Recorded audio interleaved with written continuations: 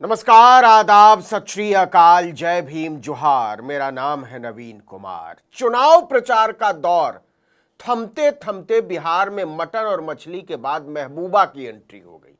जी हां, महबूबा की। एक तरफ नरेंद्र मोदी ने खुलेआम 7 पुश्तों की कलई खोल देने की धमकी दी, तो तेजस्वी यादव ने मोदी का महबूबा ओ महबूबा कर दिया। उन्होंने कहा कि प्रधानमंत्री जी अपनी महबूबाओं से मोहब्बत के चक्कर में बर्बाद हो चले। सबसे पहले सुनिए मोदी ने क्या कहा। मैं चुप बैठा हूं, इसका मतलब ये समझिए। गजब। मतलब रोज के हिसाब से देखें तो धीरेन्द्र शास्त्री, प्रदीप मिश्रा, देवकी नंदन ठाकुर, अनिरुद्धाचार्य जैसे कथावाचकों से भी ज्यादा प्रवचन देने वाले भाजपा के स्वामी जी को लगता है कि वो तो कुछ बोलते ही नहीं। मैं चुप बैठा हूं, इसका मतलब ये समझिए। क्या समझें? समझाइए भी तो। जरा इसके ठीक आगे की लाइन पर गौर कीजिएगा। गलती मत कीजिए मोदी को समझने की। ओ महाराज जी, पहले क्लियर कर लीजिए, समझना है कि नहीं समझना है। पहली लाइन में कहते हैं समझिए और अगली ही लाइन में कहते हैं मत समझिए। इसका मतलब ये समझिए, गलती मत कीजिए मोदी को समझने की। इतना कंफ्यूजन ठीक नहीं होता है। इसी हालत पर तेजस्वी यादव ने मजा ले लिया कि मोदी जी क्या हाल बना लिया है आपने। कुछ तो ध्यान रखिए अपना। प्रचार का आखिरी दिन था, सारे नेताओं ने ताकत झोंक डाली।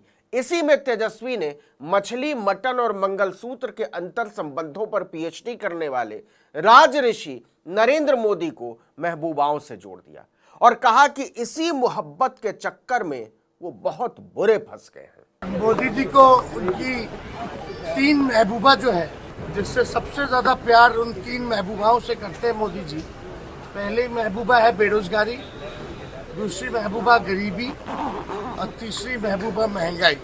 क्या बोल रहे हैं तेजस्वी जी? मोदी और महबूबा, वो भी एक नहीं 3-3। उन्होंने तो पिछले 10 साल में सालाना 2 करोड़ रोजगार के हिसाब से 20 करोड़ लोगों को नौकरी दे दी है। नेपाल, बांग्लादेश, भूटान वाले यहां लाइन लगाए पड़े। महंगाई को तो उन्होंने पाताल में गाड़ दिया है। सिलेंडर 200 रुपए का मिल रहा, पेट्रोल 50 रुपए लीटर, दाल 60 रुपए किलो और खाने का तेल 100 रुपए लीटर, आटा 15 रुपए किलो और दूध 40 रुपए लीटर। क्या कहा? यह सारा आइटम झूठ है, बकवास है, फरेब है। हमको तो लगा था मोदी जी ने कहा था तो कुछ सोच के ही कहा होगा, लेकिन अब आप कह रहे हैं कि मोदी जी झूठ बोल रहे हैं। लगता तो नहीं है, लेकिन अब क्या कर सकते हैं। मोदी जी को उनकी 3 महबूबा जो है, जिससे सबसे ज्यादा प्यार उन 3 महबूबाओं से करते हैं मोदी जी। पहली महबूबा है बेरोजगारी, दूसरी महबूबा गरीबी और तीसरी महबूबा महंगाई। ये तीनों महबूबा मोदी जी की चुनाव हरवा रही है।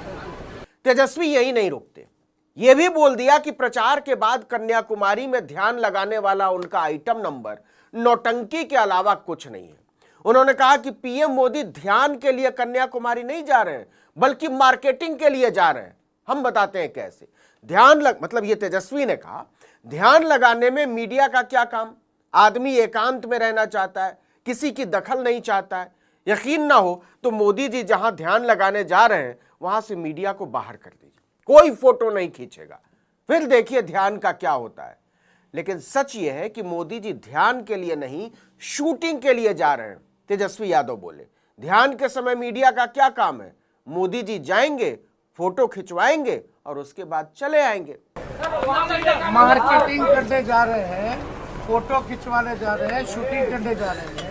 अब बीजेपी बौखला गई है, क्योंकि एक तो मोदी को महबूबा ओ महबूबा कर दिया कि 3-3 महबूबाओं ने उन्हें इस कदर जकड़ लिया है कि वो उनके चंगुल से छूटना ही नहीं चाहते।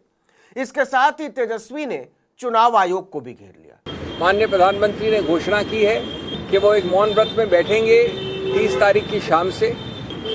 ये सीधा आदर्श संहिता का उल्लंघन है। उन्होंने चुनाव आयोग पर भी बड़ा हमला बोल दिया। बिहार के पूर्व डिप्टी सीएम ने कहा कि चुनाव आयोग से अब भरोसा उठ गया। चुनाव आयोग से कुछ बोलने का कोई मतलब ही नहीं। उन्हें बोल बोलकर थक गए, पर सुनते कहां हैं वो लोग।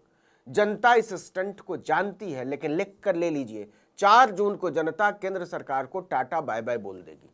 तेजस्वी ने कहा कि यह सरकार नहीं चलने वाली, आगे नहीं बनने वाली। जनता इस स्टंट को जानती है। राज्य की जनता 4 जून को केंद्र की सरकार को अलविदा कह देगी।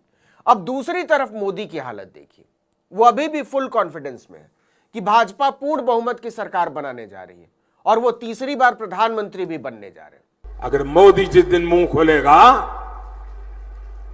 तुम्हारी 7 पीढ़ी के पाप निकाल करके रख दूंगा।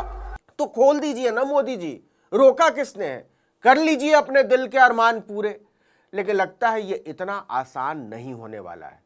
पीएम के बयान पर बिहार की पूर्व मुख्यमंत्री और राष्ट्रीय जनता दल की नेता राबड़ी देवी ने पलटवार करते हुए कहा कि कुछ होने वाला नहीं है। उनकी धमकी से आरजेडी और बिहार की जनता डरने वाली नहीं है। इस बार के चुनाव का मुद्दा रोजगार, विकास, महंगाई और किसान है। इस बार हमारी सरकार बनेगी, इंडिया गठबंधन को 300 पार सीटें मिलेंगी, राबड़ी देवी ने कहा। वहीं प्रधानमंत्री पद के सवाल पर उन्होंने कहा कि सब मिलकर तय करेंगे। देखिए कि अंतिम चरण में कुल 57 सीटों पर वोट डाले जाने हैं। इसमें बिहार की 8 सीटें, यूपी की 13 सीटें, उड़ीसा की 6 सीटें और पंजाब की भी सभी 13 सीटें शामिल हैं। इसी तरह पश्चिम बंगाल की कुल 9 सीटों पर भी इसी चरण में वोट डाले जाने हैं। बिहार की जिन 8 सीटों पर 1 जून को मतदान होना है उसमें नालंदा हालत खराब है जेडीयू की, पटना साहिब, पाटलिपुत्र, आरा, बक्सर, सासाराम, काराकाट और जहानाबाद की लोकसभा सीटें शामिल हैं। 8 में से 3 सीटें काराकाट, बक्सर और जहानाबाद में लड़ाई त्रिकोणीय हो गई है। बाकी की 5 सीटों पर एनडीए और इंडिया गठबंधन के उम्मीदवारों के बीच सीधी टक्कर है। आखिरी चरण में केंद्रीय मंत्री आरके सिंह, पूर्व केंद्रीय मंत्री उपेंद्र कुशवाहा, रामकृपाल यादव और रविशंकर प्रसाद और आरजेडी सुप्रीमो लालू प्रसाद की बेटी मीसा भारती की प्रतिष्ठा दांव पर लगी हुई है। इसी तरह देश की सबसे हाई प्रोफाइल सीट पर सबसे ज्यादा लोगों का ध्यान है। वो सीट है बनारस, जहां से नरेंद्र मोदी और कांग्रेस के अजय राय चुनाव लड़ रहे हैं। इस सीट पर मोदी की जीत तो तय है, लेकिन भाजपा वोटों के अंतर को लेकर बहुत फिक्रमंद है, क्योंकि 10 साल से जो वोट बैंक मोदी के पास था उसमें से पिछड़ों और दलितों का एक बहुत बड़ा हिस्सा उससे दूर जा चुका है। मुसलमानों के वोट बट नहीं रहे, ऊपर से बीएसपी के कोर वोटों का बटना। तो बनारस में पीएम की प्रतिष्ठा दांव पर है तो गोरखपुर में सीएम की। यह योगी आदित्यनाथ का गढ़ माना जाता है। खुद मुख्यमंत्री योगी आदित्यनाथ 1998 से 2014 तक लगातार 5 बार वहां से सांसद रहे। केवल 2018 के उपचुनाव में योगी के मुख्यमंत्री बनने के बाद खाली हुई यह सीट समाजवादी पार्टी ने भाजपा से छीन ली थी। तब प्रवीण निषाद यहां से पहली बार सांसद बने थे। हालांकि 2019 के चुनाव में वो भाजपा में चले गए और संत कबीर नगर से सांसद बन गए। गोरखपुर से लगातार 2 बार से रविंदर शुक्ला उर्फ रवि किशन मैदान में जीत भी रहे, लेकिन उनके क्षेत्र से लगातार गायब रहने की सूचनाओं के बीच समाजवादी पार्टी की काजल निषाद उन्हें टक्कर देने के लिए उतरी हैं। अब देखिए क्या होता है 4 जून को। इस वीडियो में इतना ही, लेकिन अगर आपने आर्टिकल 19 इंडिया को अब तक सब्सक्राइब नहीं किया है तो फौरन कीजिए, बेल आइकॉन दबाइए, घंटी जैसी आकृति, लाइक कीजिए और कमेंट करके बताइए हमारा वीडियो आपको कैसा लगा। हमारा ट्विटर हैंडल है आर्टिकल 19_इंडिया और मेरा ट्विटर हैंडल नवीन जर्नलिस्ट। नमस्कार।